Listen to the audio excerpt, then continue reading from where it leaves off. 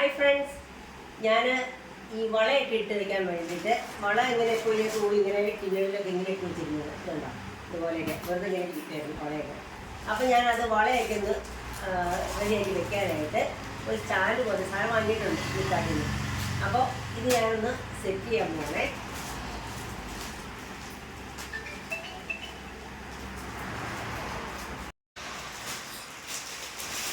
അപ്പോൾ ഇതാണ് സാധനം, ഇതൊന്ന് സെറ്റ് ചെയ്യണം. അപ്പോൾ എല്ലാ വീടുകളിലും നമുക്ക് ആവശ്യമുണ്ട്. കാരണം ഈ വളയൊക്കെ നമ്മൾ അവിടെ ഇവിടെയൊക്കെ കൊണ്ട് വെച്ചാൽ പെട്ടെന്ന് എവിടെയെങ്കിലൊക്കെ പോകണമെങ്കിൽ എടുത്തുകൊണ്ട് നമ്മുടെ മാച്ച് ചെയ്യുന്ന ഡ്രസ്സിന് ഒക്കെ വളയിടണമെങ്കിൽ നമുക്ക് പെട്ടെന്ന് എടുത്തിടണമെങ്കിൽ സ്റ്റാൻഡിൽ വെക്കാൻ എളുപ്പമുണ്ട് നമുക്ക്. അപ്പോൾ അതുകൊണ്ട് ഞാൻ അങ്ങനെ 2 ദിവസം മുമ്പ് ബുക്ക് ചെയ്താണ്, ഇന്നാണ് കേട്ടോ വന്നത്. അപ്പോൾ ഒന്ന് സെറ്റ് ചെയ്ത് നോക്കാം, എങ്ങനെയുണ്ട് നോക്കാം കേട്ടോ.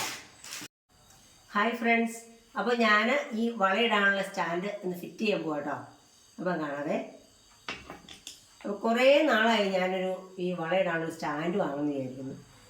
പക്ഷെ ഇപ്പോഴാണ് പറ്റിയത്. ഞാൻ 2 ദിവസം മുമ്പാട്ടോ അത് ബുക്ക് ചെയ്തത്. അപ്പോൾ ഇന്നാണ് എനിക്കത് വന്നത്. അപ്പോൾ ഈ വളയൊക്കെ ഞാൻ ഇതിനു മുമ്പ് ഈ വെറുതെ ഇങ്ങനെ ഡ്രോയ്ക്കകത്തിട്ട് വയ്ക്കുകയാണ്. അപ്പോൾ പിന്നെ അതിങ്ങനെ അത്യാവശ്യപ്പെട്ടവിടെ പോകുന്ന സമയത്ത് എടുത്തിടാനൊക്കെ ബുദ്ധിമുട്ടാണ്, തപ്പിപ്പിടിച്ചൊക്കെ എടുക്കണം. അപ്പോൾ സ്റ്റാൻഡ് ഒരെണ്ണം വാങ്ങിക്കാൻ വെച്ചിട്ട് ഒരു അടിപൊളിയാണ്, നല്ല യൂസ്ഫുള്ളാണ് സാധനം. ഞാനത് കുറേ ടൈം കാണാൻ വേണ്ടി പറ്റും, നിങ്ങൾക്ക് മനസ്സിലാവുന്നത്. നല്ല അടിപൊളി സാധനമാണ്, എല്ലാവരും വാങ്ങണം. എല്ലാവരും വീട്ടിൽ ഇത് ആവശ്യമാണ്. കാരണം കുട്ടികളൊക്കെ ഡാൻസൊക്കെ അങ്ങനെയുള്ള കാര്യങ്ങളൊക്കെ ചെയ്യുമ്പോൾ പലതരം ഡ്രസ്സുകൾക്ക് മാച്ച് ചെയ്യുന്ന വളകളൊക്കെ ഇടുമല്ലോ. അപ്പോൾ അത് അന്നേരമൊക്കെ നമുക്ക് ഈ സാധനം നമുക്ക് ഉപകാരപ്പെടുവാണേ.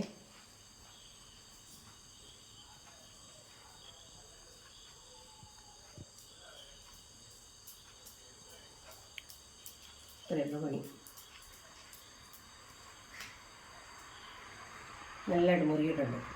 അപ്പോൾ ഞാൻ ഇനി ഇതിലേക്ക് എനിക്ക് കുറച്ച് വളകളുണ്ട്, ഒത്തിരി വളയൊന്നും എനിക്കില്ല. അപ്പോൾ ഈ ഉള്ള വളകളൊക്കെ ഞാനൊന്ന് എടുത്തിട്ട് കാണിക്കാം നിങ്ങൾ. ഓക്കെ, അപ്പോൾ ഈ വളകൾ ഇതുണ്ടോ, ഇത് ഞാൻ ഈ അടുത്തിടെ മേടിച്ചാട്ടോ. ഞാൻ ഒരു ഹാഫ് സാരി വാങ്ങിയിട്ടുണ്ടായിരുന്നു. അപ്പോൾ ഹാഫ് സാരിക്ക് ഇടാൻ വേണ്ടി വാങ്ങി. കുപ്പിവളയാട്ടോ ഇത്, കുപ്പിവളയുടെ പുറത്ത് ഇങ്ങനെ ഡിസൈൻ ഉണ്ടെന്നുണ്ട്. അപ്പോൾ ഞാനിന്ന് ഇട്ട് ഉദ്ഘാടനം ചെയ്യാൻ പോകണേ. അടുത്തായിട്ട്